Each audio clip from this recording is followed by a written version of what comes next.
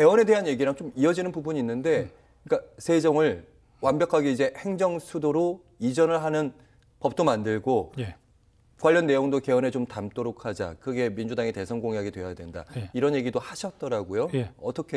어떤 측면인지요? 저는 뭐 2003년 노무현 정부의 초대 행정자치부 장관을 하면서 신행정 수도 건설 특별법을 제가 통과를 시켰는데요.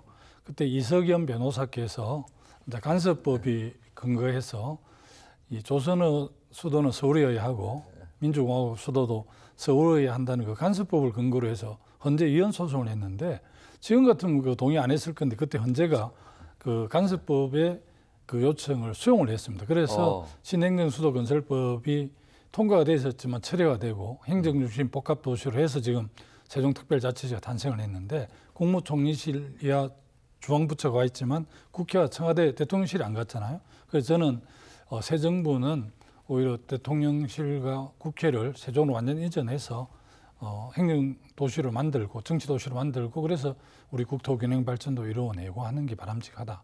또 수도권에 집중된 이 상황들을 좀 분산해야만이 대한민국 미래가 있기 때문에 우리 당에서도 아마 지금 공약을 준비 중에 있고 저도 준비 중에 있고 또 새 헌법이 만들어지면 법률로 새 헌법에도 규정할 수도 있고 법률로서 대한민국 수도는 세종특별자치시가 대한민국 수도 이렇게 정해야 될 겁니다. 지금 만약에 헌법재판소에 수도는 서울인가 관습법에 대해서 만약에 헌법재판소에 묻게 된다면 그때랑은 다른 결론이 일단 나올 것이고 나올 거라고 믿고 있습니다. 저는. 예, 개헌에도 그렇게 하면 된다고 생각하시고. 예.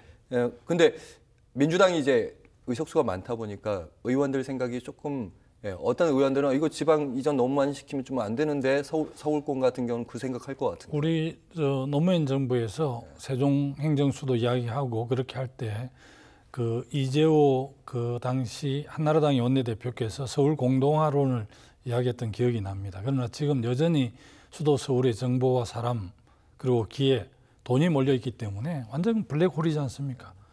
그래서 뭐 그 우려는 안 하고 수도 서울은 뉴욕처럼 글로벌 경제 도시로 가고 세종시는 워싱턴처럼 행정정치 수도로 가는 게 바람직하거든요.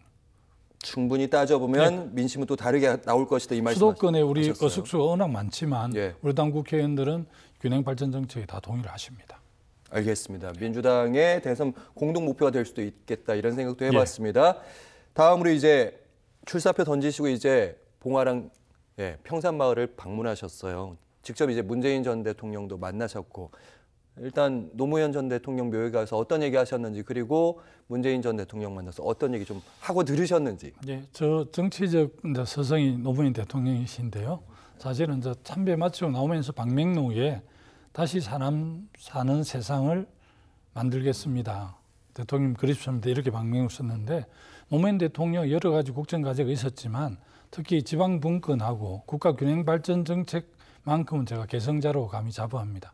그래서 그런 각오로 방명록을 서명하기도 하고 또 권양수 여사님도 만나서 뭐 인사는 드렸고 문재인 대통령은 이제 청와대 민정수석으로 비서실장으로 나중에 대통령까지 하셨는데 제가 자치분권 활동을 할 때 특히 균형 발전 정책 이런 걸 많이 대통령실에 제안을 했는데 후보 때 그 후보 때 제안한 게 노무현 정부의 지방 분권 정책, 국가 균형 발전 정책으로 돼서 세종시도 만들어지고 또 186개 공공기관이 지방으로 이전해서 핵심 도시가 됐거든요.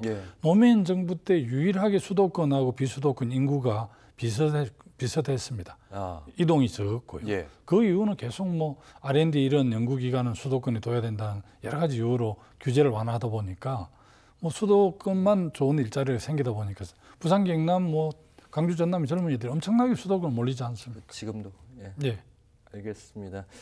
일단 문재인 전 대통령과 여러 대화를 나누시면 지방 분권도 얘기하셨을 것 같고 또 추가로 들으신 얘기도 있었을 것 같아요. 가덕도 이제 신공항을 준비하고 있는데 차질 없이 잘 됐으면 좋겠다. 그리고 여전히 이제 제가 자치분권 활동을 하고 특히 국가균형 발전 일을 많이 해서 그 점에 여전히 지금 지방이 소외되고 있고 소멸하고 있기 때문에 김두관 후보가 되면 그런 공약들을 좀 많이 해서 대한민국 균형 발전할 수 있는데 큰 역할을 했으면 좋겠다는 그런 주문도 하셨습니다. 알겠습니다.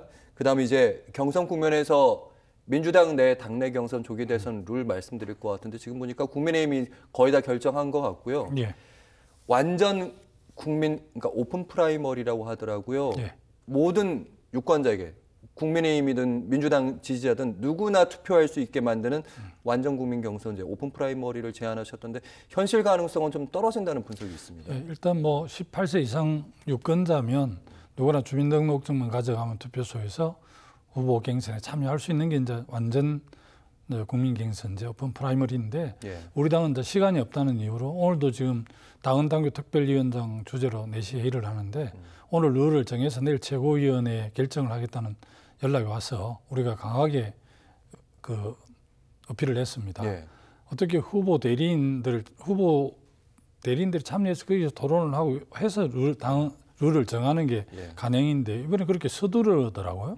그리고 또 오픈 프라이머리도 안 받겠다는데 이제 우리 당의 지금 그 선관위의 이런 입장은 우리 당 후보를 뽑고 나서 기타 야당하고 하면 된다 이렇게 이야기를 하는데 예를 들어 뭐 용해인 기본소득당 후보도 있을 테고 사회민주당의 한창민 의원도 있고 이런 의원들이 훌륭하시지만 더불어민주당의 대선 후보가 뽑히고 그 당의 후보들하고 야당하고 1대1 그 단일화 경선이 말이 되겠습니까? 그리고 비례대표 있는 조국 혁신당 후보가 우리 당 뽑힌 후보가 경쟁이 되겠습니까? 그래서 이번 대선에서 우리가 압도적으로 승리하려고 그러면 민주진보개혁진영이 대연합을 해야 되는데 예. 대연합하는 전제가 오픈 프라이머리를 통해서 이 전체 경선에 참여해야만이 조국 혁신당을 지지하는 사람도 뭐 사회민주당을 지지하는 지지자들도 다 우리 당 후보로 이렇게 몰릴 거거든요.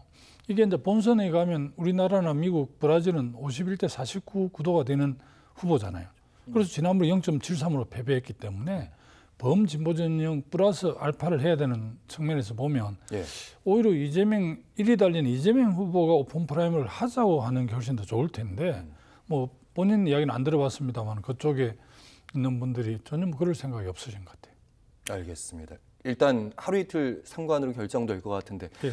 어떤 결과가 나올지 강력하게 좀 요청도 할 생각입니다. 강력하게. 예.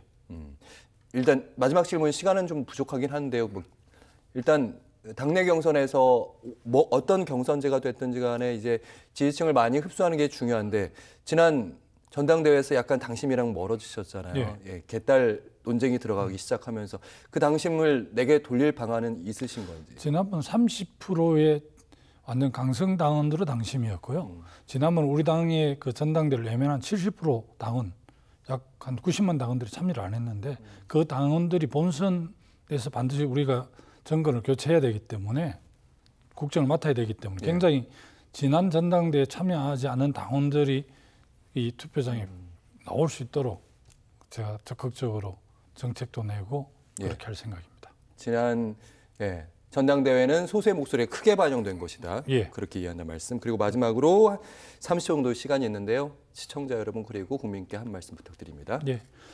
새로운 대한민국을 열기 위해서는 새로운 시대 7공화국에 맞는 헌법, 법령과 제도를 만드는 게 가장 중요하다고 생각을 합니다. 저는 정말 새로운 공화국을 여는 개헌 대통령이 되겠다는 각오로 나왔습니다. 국민 여러분 지켜봐 주시고 새로운 시대를 열 수 있도록 힘을 모아 주십시오. 고맙습니다.